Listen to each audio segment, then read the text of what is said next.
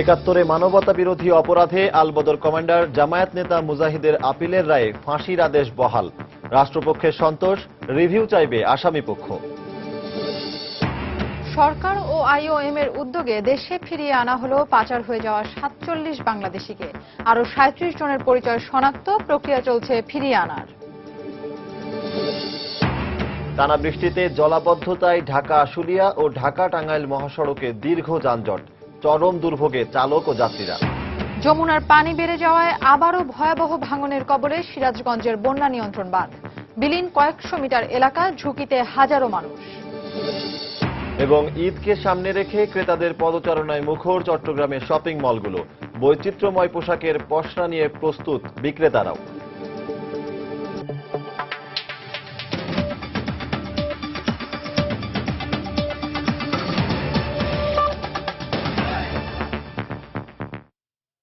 বাংলা সময়ের সঙ্গে আছি আমি ফাহমিদা মৌটুসী এবং আমি সজল দাস। মানবতা বিরোধী অপরাধে আলবদর কমান্ডার ও জামায়াত নেতা আলী আহসান মোহাম্মদ মুজাহিদের ফাঁসির রায় বহাল রেখেছেন সুপ্রিম কোর্টের আপিল বিভাগ। সকালে প্রধান বিচারপতি এস কে সিনহার নেতৃত্বে আপিল বিভাগের 4 সদস্যের বেঞ্চ এ আদেশ দেন। রায়ে রাষ্ট্রপক্ষ সন্তোষ প্রকাশ করলেও রিভিউ আবেদন করার কথা জানিয়েছেন আসামি পক্ষের আইনজীবী। খান মোহাম্মদ রুমেলের রিপোর্ট। একাত্তরের মহান মুক্তিযুদ্ধের সময় বুদ্ধিজীবী হত্যা সহ মানবতা বিরোধী অপরাধের দায়ে আলবদর বাহিনীর কমান্ডার ও জামায়াতের সহকারী সেক্রেটারি জেনারেল আলী আহসান মোহাম্মদ মুজাহিদকে 2013 সালের 17 জুলাই ফাঁসির আদেশ দেন ট্রাইব্যুনাল। একই বছরের 11 আগস্ট এ রায়ের বিরুদ্ধে আপিল করেন মুজাহিদ। আপিলে উভয় পক্ষের যুক্তিতর্ক উপস্থাপন শেষে 16 জুন রায়ের দিন ধার্য করেন আদালত। আপিল বিভাগের পূর্ণাঙ্গ বেঞ্চে প্রধান বিচারপতির সঙ্গে ছিলেন বিচারপতি নাজমুন আরা সুলতানা, বিচারপতি সৈয়দ মাহমুদ হোসেন ও বিচারপতি হাসান ফয়েজ সিদ্দিকী। মোট 9 কার্যদিবস শুনানি শেষে মঙ্গলবার উভয় পক্ষের আইনজীবীর উপস্থিতিতে রায় ঘোষণা করেন আদালত। রায়ে আলবদর কমান্ডারের সর্বোচ্চ সাজা বহাল থাকায় সন্তোষ প্রকাশ করেন রাষ্ট্রপক্ষের আইনজীবী। এই বুদ্ধিজীবী হত্যা অভিযোগটি ছিল তার বিরুদ্ধে সবচেয়ে বড় অভিযোগ। এই অভিযোগে ট্রাইব্যুনাল ওনাকে মৃত্যুদণ্ড প্রদান করেছে এবং আজকে আপিল বিভাগও সেই দণ্ড বহাল রেখেছে। আজকে এই বুদ্ধিজীবীদের ব্যাপারে যেই রায় আমরা পেলাম, যারা আমাদের বাঙালি জাতীয়তাবাদকে সমুন্নত রাখার স্বপ্ন দেখেন, তারা সবাই খুশি হবে। আলবদর কমান্ডার হিসেবে তার যে ভূমিকা, যে জঘন্য নৃশংস ভূমিকা তিনি পালন করেছেন, আমরা ট্রাইব্যুনালে তাকে যেভাবে প্রমাণ করতে পেরেছি, আজকে উচ্চ আদালতের রায়ের মাধ্যমেও কিন্তু সেটি সুপ্রতিষ্ঠিত থেকে গেল।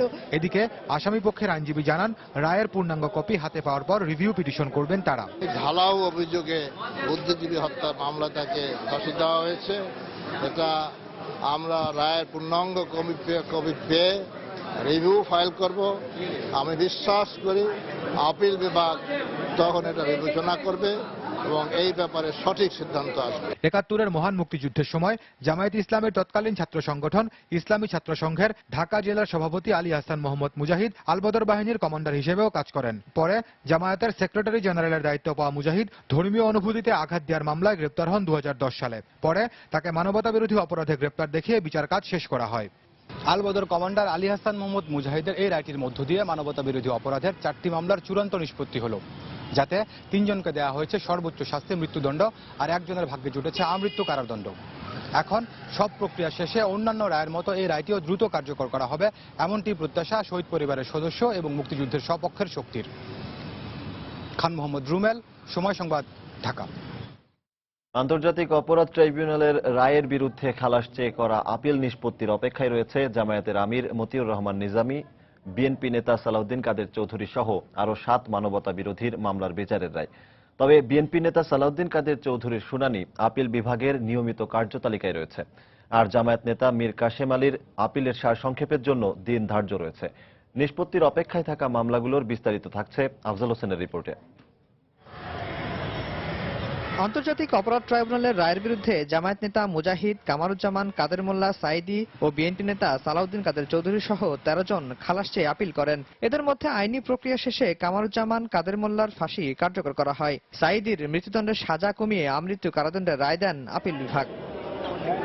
মঙ্গলবার আলবদর কমান্ডার মুজাহিদের মৃত্যুদণ্ডের সাজা বহাল রাখার মধ্য দিয়ে চতুর্থ কোনো মামলার আপিল নিষ্পত্তি হলো। তবে আপিল শুনানির আগে জামায়াতের আমির গোলাম আজম ও বিএনপি নেতা আব্দুল আলী মারা গেলে তাদের আপিল অকার্যকর ঘোষণা করেন আপিল বিভাগ।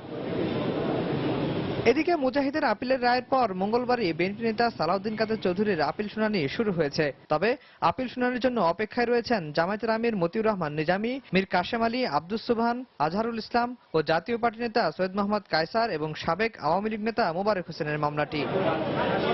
ট্রাইব্যুনালের তদন্ত সংস্থার সমন্বয়ক মনে করেন তাদের তদন্ত কার্যে সঠিকভাবে হয়েছে তা উচ্চ আদালতের এসব রায় প্রমাণ করে। আমাদের এই পর্যন্ত যেগুলো মামলা আমরা করেছি সবগুলোতে আমরা ভালোভাবে তদন্ত করেছি এবং সবগুলোতে আমরা সফলতা পেয়েছি। আজকে যে মামলাটি আমরা রায় পেলাম, এটা তো অলরেডি বিচারিক আদালত একটা রায় পেয়ে এসছে, সেখানে আমাদের তদন্ত সঠিকভাবে ছিল, এটা প্রমাণ হয়েছে। আন্তর্জাতিক অপরাধ ট্রাইব্যুনালের রায়ের বিরুদ্ধে যে 13 জন মানবতা বিরোধী উচ্চ আদালতে খালাস চেয়ে আপিল করেছিলেন, জামায়াত নেতা আলী আহসান মোহাম্মদ মুজাহিদের আপিল নিষ্পত্তির মধ্য দিয়ে চতুর্থ কোনো মামলার আপিল নিষ্পত্তি হলো। আর মঙ্গলবার থেকে বিএনপি নেতা সালাউদ্দিন কাদের চৌধুরীর আপিল শুনানি শুরু হয়েছে। আর আপিল শুনানির জন্য অপেক্ষা করছেন জামায়াতের আমির মতিউর রহমান নিজামী, মীর কাশেম আলী, জাতীয় পার্টির নেতা সৈয়দ মোহাম্মদ কায়সার সহ আরও 6 জন মানবতা বিরোধী। রাষ্ট্রপক্ষের প্রত্যাশা অচিরেই এসব মামলার আপিল নিষ্পত্তির মধ্য দিয়ে ফাঁসির রায় কার্যকর করার। আফজাল হোসেন, সময় সংবাদ, ঢাকা। সব ধরনের আইনি প্রক্রিয়া মেনে আলী আহসান মোহাম্মদ মুজাহিদের ফাঁসির রায় কার্যকর করা হবে বলে জানিয়েছেন স্বরাষ্ট্র প্রতিমন্ত্রী আসাদুজ্জামান খান কামাল। দুপুরে রাজশাহীর নলহাটায় আনসার ভিডিপির আঞ্চলিক প্রশিক্ষণ কেন্দ্রে জেলা সমাবেশ শেষে সাংবাদিকদের একথা বলেন তিনি। আপিলের রেজাল্টও তার মৃত্যুদণ্ড কার্যকারী রয়েছে। তা আমরা তার যে আরো ফর্মালিটিজ আছে, সে হয়তো মাননীয় মহামান্য রাষ্ট্রপতির কাছে ক্ষমা ভিক্ষা করতে পারে, সে হয়তো আবার রিভিউ করার কথা বলতে পারে। এই সমস্ত দুই একটা সিস্টেম এবং আপনার ফর্মালিটিজ রয়ে গেছে।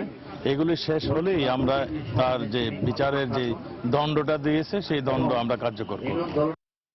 ৭১ মানবতা বিরোধী অপরাধে আলবদর কমান্ডার জামায়াত নেতা মুজাহিদের আপিলের রায়ে ফাঁসির আদেশ বহাল থাকায় সন্তোষ প্রকাশ করেছেন তার নিজ এলাকা ফরিদপুরের বাসিন্দারাও। রায় ঘোষণার পরপরই উল্লাসে মেতে ওঠেন স্থানীয় মুক্তিযোদ্ধা সহ বিভিন্ন শ্রেণী পেশার মানুষ। বাংলাদেশে ইতিহাসকে যারা লাঞ্ছিত করেছে, যারা ইতিহাসকে নস্যাৎ করেছে, বিকৃতি করেছে, তাদের এই বিচারই তাদের হওয়া উচিত। আর আমরা ইয়াং জেনারেশন, আমরা সবাই খুব খুশি যুদ্ধাপরাধীদের বিচার হওয়ার জন্য।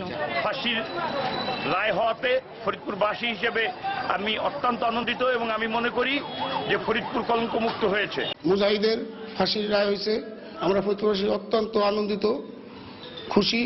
আমরা এই রায়কে স্বাগত জানাই এবং অতিবিলম্বে এই রায়ের তার ফাঁসি কার্যকর হোক আমরা ফরিদপুরবাসী দাবি করি। এদিকে রায়ের পরপরই দেশের বিভিন্ন স্থানে আনন্দ মিছিল করেছে রাজনৈতিক ও সামাজিক সংগঠন সহ সর্বস্তরের মানুষ। দ্রুত এ রায় কার্যকর করার দাবিও জানান তারা। মুক্তিযোদ্ধারা মনে করি মুজাহিদের এই ফাঁসির রায় আমরা মুক্তিযোদ্ধাদের বিজয় এবং মুক্তিযুদ্ধের বিজয়। ফাঁসির রায় উচ্চ আদালতে বহাল রেখেছে, এই জন্য এটা আমাদের প্রত্যাশিত ছিল। আমরা আশা করি অনতিবিলম্বে এই ফাঁসির রায় কার্যকর হবে। ৭১ মানবতা বিরোধী আলী আহসান মুজাহিদের সর্বোচ্চ আদালতে শাস্তি হতে জাতি অত্যন্ত খুশি। আমি একজন মুক্তিযোদ্ধা হিসেবে এটা স্বাগত জানাচ্ছি। মনের একটা আশা যে ছিল ৫৪ বছর পর্যন্ত, এই আশাটা আমাদের পূর্ণ হয়েছে এবং অতি তাড়াতাড়ি আমরা ফাঁসি চাই। অন্যান্য যারা যুদ্ধ অপরাধ, মানবতা বিরোধী অপরাধে যারা দণ্ডিত, তাদের রায় দ্রুত কার্যকর করে বাংলার মাটিকে পুলিশমুক্ত করা হোক। মুক্তিযোদ্ধা হিসেবে আমাদের আবেদন, অবিলম্বে এই রায়টি কার্যকর করা হোক। এই রায়টি ছিল প্রত্যাশিত। মুক্তিযোদ্ধার এই রায়কে যত অতি সত্বর কার্যকর হয় সেই জন্য সরকারের কাছে আহ্বান জানাচ্ছে। বাঙালি জাতি এই যুদ্ধ অপরাধীর ফাঁসির রায় কার্যকারীর মাধ্যমেই এই অভিশপ্ত মুক্ত হোক, এটাই আমরা মুক্তিযোদ্ধারা সবাই এই আবেদনই জানাচ্ছি। বাংলার সময় আরো থাকছে। নারায়ণগঞ্জে আওয়ামী লীগ অফিসে বোমা হামলার 15 বছর পেরিয়ে গেলেও দোষীদের শাস্তি না হওয়ায় হতাশ নিহতের স্বজনরা। দ্রুত বিচারের দাবি।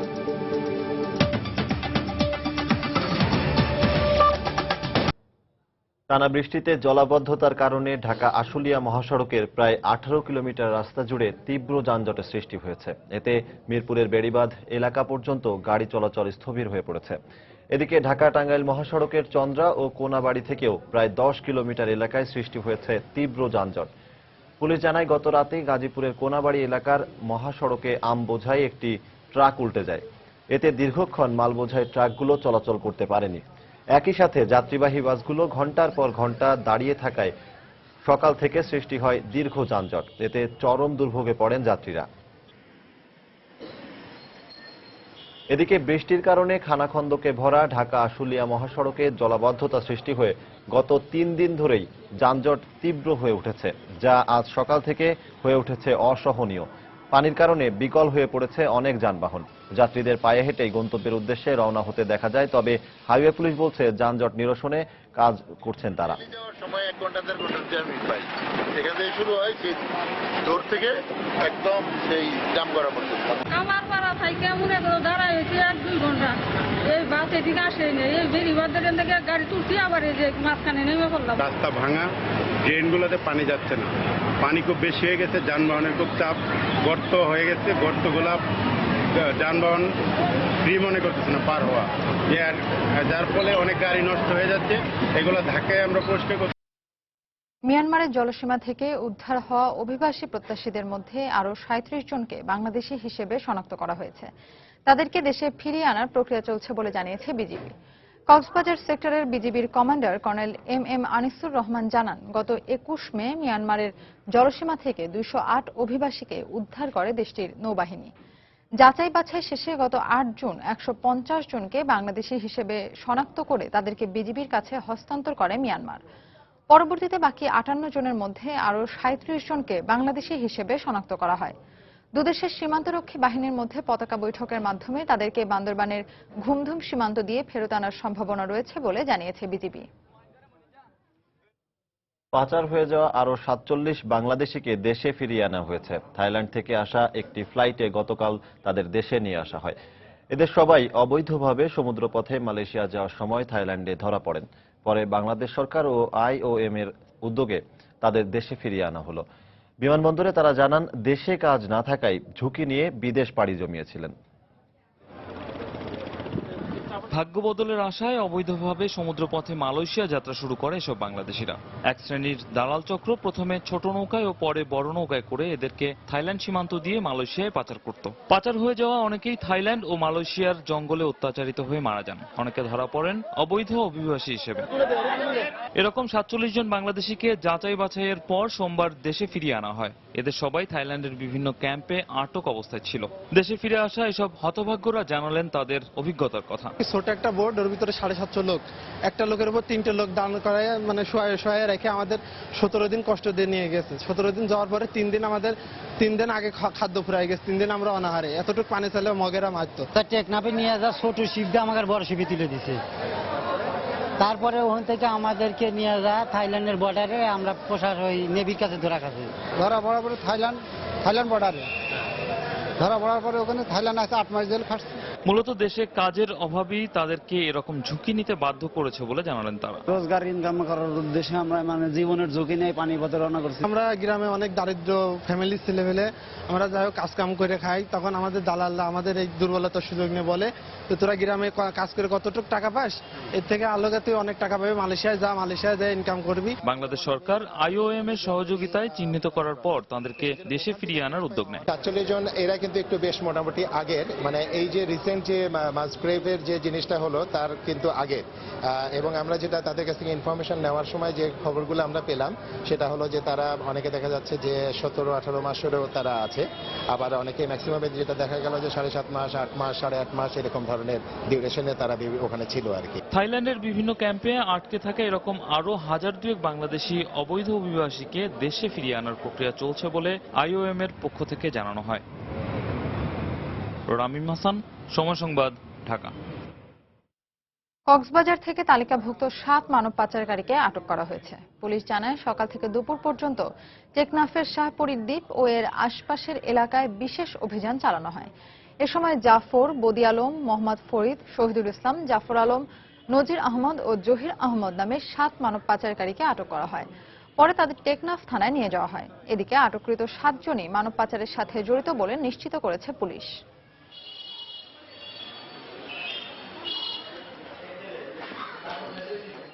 বেকারত্ব দূর করতে সমুদ্রপথে মালয়েশিয়ায় পাড়ি জমিয়েছিলেন জয়পুরহাটের খেতলাল উপজেলার কয়েকশো যুবক। এদের মধ্যে দালালদের অত্যাচারে পঙ্গুত্ব বরণ করতে হয়েছে অনেককেই। এছাড়া এখনও নিখোঁজ রয়েছেন 40 জন। এ ব্যাপারে অভিযোগ পেলে ব্যবস্থা নেওয়া হবে আশ্বাস দিয়েছে পুলিশ। স্বজনরা জানায়, জীবিকার তাগিদে স্থানীয় দালালের মাধ্যমে মালয়েশিয়ার উদ্দেশ্যে পাড়ি জমিয়েছিলেন জয়পুরহাটের খেতলাল উপজেলার শামসুল ইসলাম। কিন্তু মালয়েশিয়া যেতে না পেরে দেশে ফিরে আসলেও দালালদের অত্যাচারে পঙ্গুত্ব বরণ করতে হয় তাকে। শুধু পঙ্গুত্বই নয়, মালয়েশিয়ায় উদ্দেশ্যে যাত্রার পর নিখোঁজ হয়েছেন একই উপজেলার আরো অন্তত 40 জন। এ অবস্থায় নিখোঁজদের দেশে ফিরিয়ে আনার দাবি স্বজনদের। মালয়েশিয়া লে যাওয়ার কথা কয়, ওই জায়গা থেকে নিয়ে গেছে। নিয়ে যাওয়ার পরে ওই জায়গা থেকে যখন মানুষেরা নিয়ে যাওয়া লাগছে ওই পালে চলে আসছে। ছেলের কোনো খোঁজ খবর নাই, মাসিদেরও খোঁজ খবর নাই। আমার ছেলেকে আমি চাই। আমার স্বামীর সাথে কোনো কথা নাই, কিছু নাই। 1 মাস 3 দিন হচ্ছে, তো আমার স্বামীকে আমরা ফেরত চাই। আমার দুলা ভাই 1 মাস 10 দিন হলো মালয়েশিয়া গেছে, এখন পর্যন্ত মালয়েশিয়া আসে না, কক্সবাজারে আছে, আমরা কোনো খোঁজ খবর পাইনি। স্থানীয়ভাবে কেউ আমাদের এখানে অভিযোগ করেনি বা কোনো মামলা মোকদ্দমা করেনি। তবে আমাদের পক্ষ থেকেই আমরা এই অনুসন্ধান করেছি এবং কিছু লোকের নাম পেয়েছি। পরবর্তীতে যদি কোনো আইনানুগ ব্যবস্থা গ্রহণ করতে হয় সেক্ষেত্রে আমরা করব। পুলিশি হয়রানি ও অতিরিক্ত টোল আদায়ের প্রতিবাদে সিলেট জেলায় চলছে অনির্দিষ্টকালের পরিবহন ধর্মঘট। এ কারণে সকাল থেকে সিলেটের অভ্যন্তরীণ ও দূরপাল্লা রুটের বাস, ট্রাক ও ট্যাঙ্ক লরি চলাচল বন্ধ রয়েছে। তবে সিএনজি অটোরিকশা সহ অন্যান্য যান চলাচল স্বাভাবিক রয়েছে। পরিবহন শ্রমিকরা জানান, একই দাবিতে গত মাসে 48 ঘণ্টা ধর্মঘট করে প্রশাসনের প্রতি আলটিমেটাম দিয়েছিল জেলা পরিবহন শ্রমিক সংগঠন। সে সময় দাবি মানা না হলে অনির্দিষ্টকালের ধর্মঘটের আলটিমেটাম দিয়েছিল সংগঠনটি। এরই ধারাবাহিকতায় সকাল থেকে অনির্দিষ্টকালের পরিবহন ধর্মঘট শুরু করেছে পরিবহন শ্রমিক ইউনিয়ন। এদিকে ধর্মঘটের কারণে যানবাহন না পেয়ে চরম ভোগান্তিতে পড়েছেন অভ্যন্তরীণ ও দূরপাল্লা রুটের যাত্রীরা।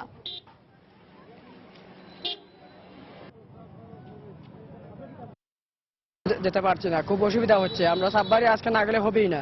আমরা একটা পরীক্ষার জন্য যেতেছি। বাস না হওয়ার কারণে অবস্থায় আমি আটকে গেছি। এখন আমি কি করি, কোনো উপায় নাই।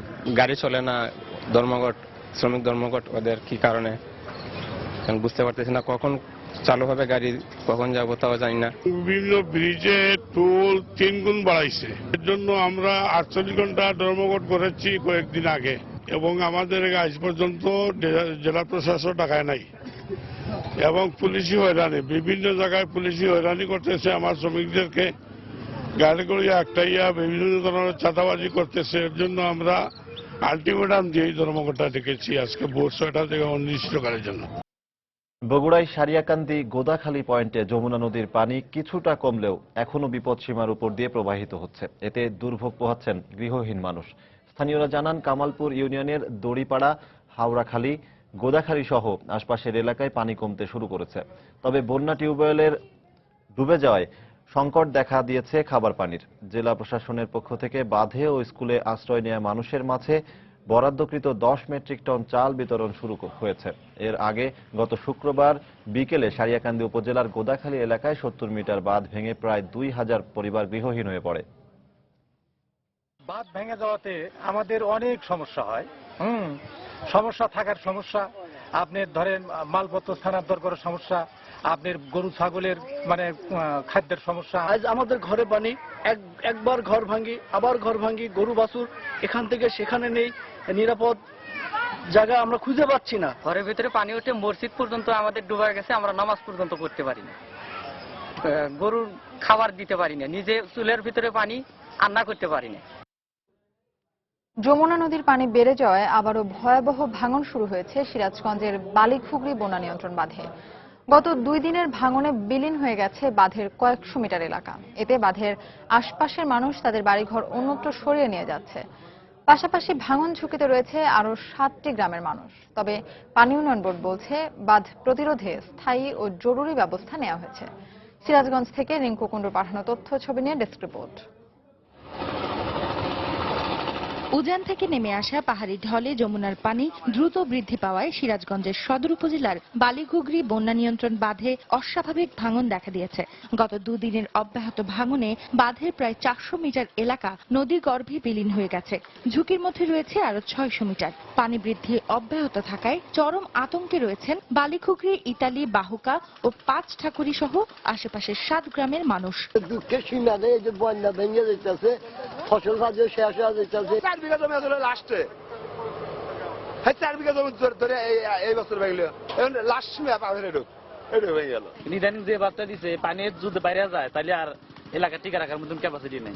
যে বাদুর যে মানুষ আশ্রয় নিয়েছিলাম, এই বাদও আর থাকলো না, আর মানুষ কোথায় যাবো? এদিকে ভাঙন শুরুর পর বালিঘুগরি বাঁধ ও এর আশেপাশের শতাধিক বাড়িঘর অন্যত্র সরিয়ে নেওয়া হয়েছে। স্থানীয়দের অভিযোগ, শুষ্ক মৌসুমে বাঁধটি সংস্কার করা হলে তাদেরকে এই ঝুঁকির মধ্যে পড়তে হতো না। আঙ্গুর এই দুর্দশা হবে, এরা কাম এইরকমই হইব। এই ব্যাংক আছে, এখন কয়েক বস্তা দিব, কাম হইব, তারপরে ভাঙবো না, কাম হইব না। অবশ্য পানি উন্নয়ন বোর্ড বলছে বিকল্প বাঁধ তৈরি সহ ভাঙন রোধে নেওয়া হয়েছে জরুরি ব্যবস্থা। এখানে যেহেতু একটা বিকল্প বাঁধ অলরেডি হয়ে গেছে, তো বিকল্প বাঁধের ভিতরে যে জায়গাগুলি আছে সেই জায়গাগুলি হয়তো পানি ঢুকলে সামান্য পানি ঢুকতে পারে, তবে বিকল্প বাঁধের বাইরে যারা আছেন তারা নিরাপদে আছেন। খুব কম এলাকায় বিকল্প বাঁধের ভিতরে আছেন, রিভার সাইডে আছেন। সেক্ষেত্রে আমরা আশা করছি ওনারা ইতিমধ্যে ঘরবাড়ি সরিয়ে নিচ্ছেন। আমরা আশা করছি যদি কোনো কারণে পানির খুব প্রভাব বৃদ্ধি পায়, যদি মারাত্মক বন্যার সৃষ্টি হয়, সেক্ষেত্রে যদি বাঁধ ভেঙে যায় তাহলে আমাদের যে বিকল্প বাঁধ অবশ্যই রক্ষা করবে। 2012 সালে 8 কোটি টাকা ব্যয়ে 3.25 কিলোমিটার দীর্ঘ বালিঘুগরি বন্যা নিয়ন্ত্রণ বাঁধ তৈরি করে পানি উন্নয়ন বোর্ড। সময় সংবাদ, সিরাজগঞ্জ। গাজীপুরের সালনায় লেগুনা ও কাভার্ড ভ্যানের সংঘর্ষে 2 জন নিহত হয়েছেন। এ ঘটনায় আহত হয়েছেন আরও 5 জন। পুলিশ জানায় সকালে ঢাকা ময়মনসিংহ মহাসড়কের সালনা এলাকায় যাত্রীবাহী একটি লেগুনা রাস্তার পাশে থেমে থাকা একটি কাভার্ড ভ্যানকে ধাক্কা দেয়। এতে লেগুনার চালক সহ অন্তত 7 জন আহত হন। পরে তাদেরকে উদ্ধার করে গাজীপুর শহীদ তাজউদ্দিন মেডিকেল কলেজ হাসপাতালে নেওয়া হয়। এ সময় কর্তব্যরত চিকিৎসক 2 জনকে মৃত ঘোষণা করেন। এদের মধ্যে 2 জনের অবস্থার অবনতি হলে ঢাকা মেডিকেল কলেজ হাসপাতালে পাঠানো হয়। বন্ধ থাকা রেশন কার্যক্রম চালুর দাবিতে খাগড়াছড়িতে বিক্ষোভ সমাবেশ করেছে গুচ্ছ গ্রামের বাসিন্দারা। সকালে মাটিরাঙ্গা উপজেলার কলাবাজার এলাকা থেকে একটি বিক্ষোভ মিছিল বের করা হয়। মিছিলটি পৌর শহরের বিভিন্ন সড়ক প্রদক্ষিণ শেষে তবলছড়ি মোড়ে গিয়ে শেষ হয়। পরে সেখানে অনুষ্ঠিত সংক্ষিপ্ত সমাবেশ শেষে ঢাকা চট্টগ্রাম মহাসড়কে অবস্থান নিয়ে অবরোধ করা হয়। এ সময় দ্রুত বন্ধ হয়ে যাওয়া রেশন আবারও চালুর দাবি জানান বিক্ষোভকারীরা।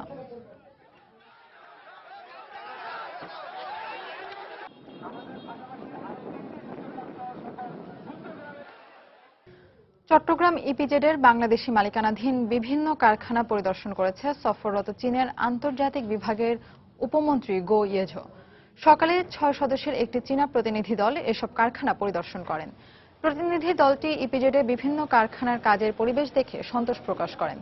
এ সময় তারা বাংলাদেশ থেকে তৈরি পোশাক আমদানির পরিমাণ আরও বাড়ানোর ইচ্ছা ব্যক্ত করেন। পরে ইপিজেডের পক্ষ থেকে এখানকার কর্মপরিবেশ ও বিনিয়োগের সুযোগ সুবিধা নিয়ে একটি তথ্যচিত্র তুলে ধরা হয়। এ সময় সিডিএ চেয়ারম্যান ও ইপিজেডের মহাব্যবস্থাপক সহ ঊর্ধ্বতন কর্মকর্তারা উপস্থিত ছিলেন।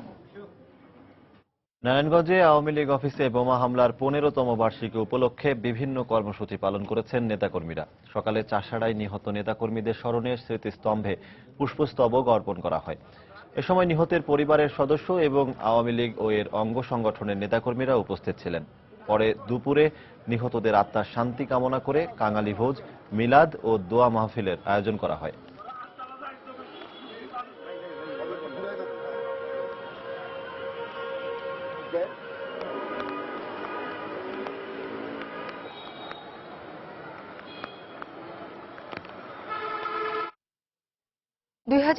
সালের এই দিনে নারায়ণগঞ্জের চাষাড়ায় আওয়ামী লীগ অফিসে জঙ্গিদের বর্বরোচিত বোমা হামলায় প্রাণ হারান 20 জন, আহত হন আরো শতাধিক। কিন্তু এই হত্যাকাণ্ডের 15 বছর পেরিয়ে গেলেও এখনো দোষীদের শাস্তি না হয় হতাশ নিহতের স্বজনরা।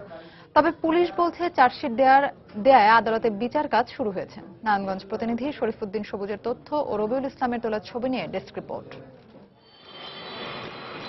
2001 সালের 16 জুন রাত 9:15টার দিকে হঠাৎ বোমার আঘাতে লণ্ডভণ্ড হয়ে যায় নারায়ণগঞ্জের চাষাড়ার আওয়ামী লীগ অফিসটি। প্রাণ হারান সাইদুল হাসান বাপ্পি, আখতার ও মশু সহ আওয়ামী লীগ ও এর অঙ্গ সংগঠনের 20 নেতাকর্মী। আহত হন তৎকালীন সংসদ সদস্য শামীম ওসমান সহ অনেকে হয়ে যান পঙ্গু।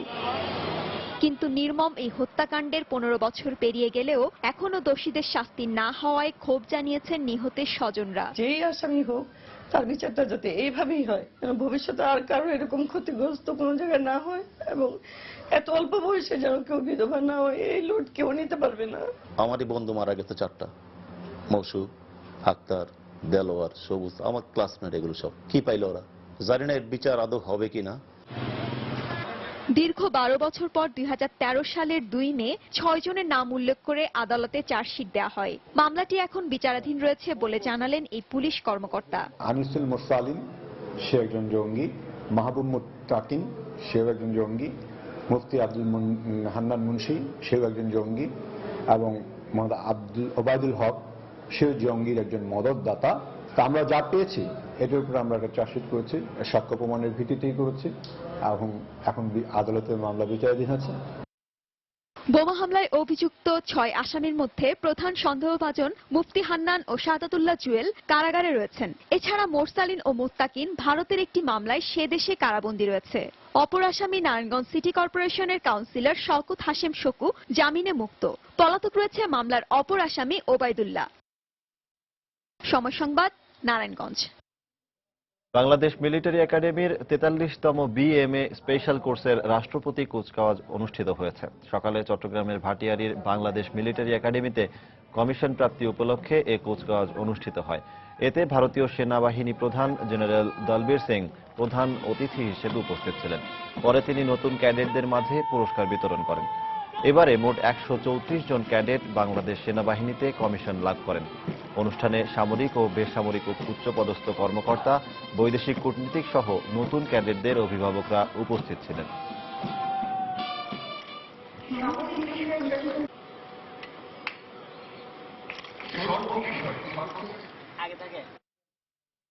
ঈদকে সামনে রেখে রোজার আগেই ক্রেতাদের পদচারণায় মুখর হয়ে উঠেছে চট্টগ্রামের সাধারণ থেকে শুরু করে অভিজাত সব শপিং মল।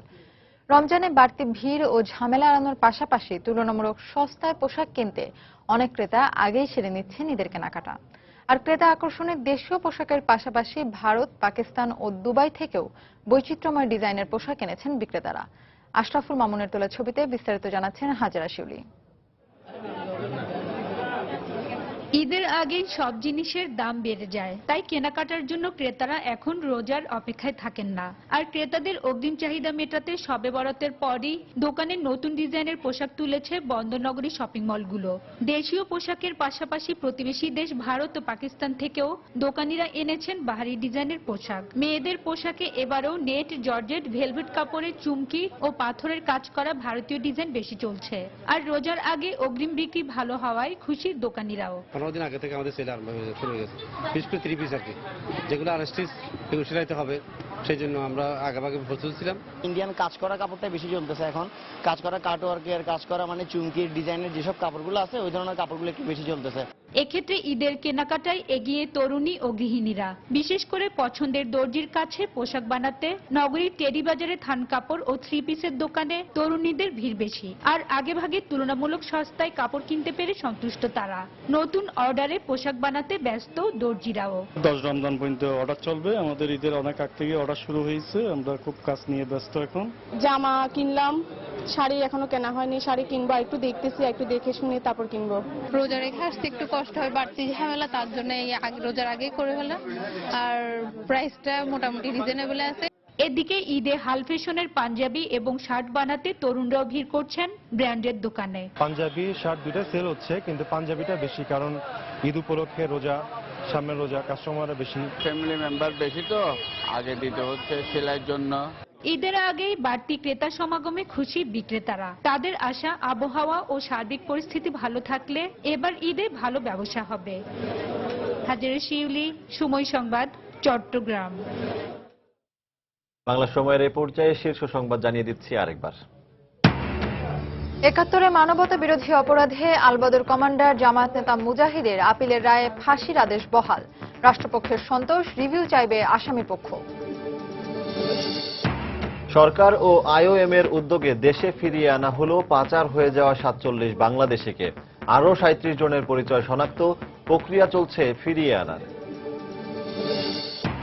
টানা বৃষ্টিতে জলাবদ্ধতায় ঢাকা আশুলিয়া ও ঢাকা টাঙ্গাইল মহাসড়কে দীর্ঘ যানজট, চরম দুর্ভোগে চালক ও যাত্রীরা। যমুনার পানি বেড়ে যাওয়ায় আবারও ভয়াবহ ভাঙনের কবলে সিরাজগঞ্জের বন্যা নিয়ন্ত্রণ বাঁধ। বিলীন কয়েকশো মিটার এলাকা, ঝুঁকিতে হাজারো মানুষ। এবং ঈদকে সামনে রেখে ক্রেতাদের পদচারণায় মুখর চট্টগ্রামের শপিং মলগুলো। বৈচিত্র্যময় পোশাকের পসরা নিয়ে প্রস্তুত বিক্রেতারাও। এই ছিল বাংলার সময়। যে কোনো খবর পেতে ভিজিট করুন সময়নিউজ.টিভি। এছাড়া এই মাত্র পাওয়া খবর আপনার মোবাইলে পেতে SMS করুন START SN লিখে পাঠিয়ে দিন 16242 নম্বরে। সঙ্গে থাকুন সময়।